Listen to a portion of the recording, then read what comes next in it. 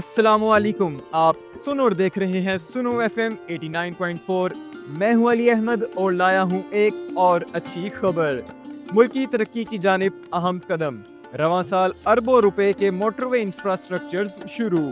سندھ میں 2 ارب ڈالر لاگت کے M6 اور M9 موٹر وے منصوبے 2025 میں شروع کیے جا رہے ہیں۔ خیبر پختونخوا میں مانسہرہ، ناران اور کاغان موٹر وے کی تعمیر کا آغاز بھی رواں برس متوقع ہے۔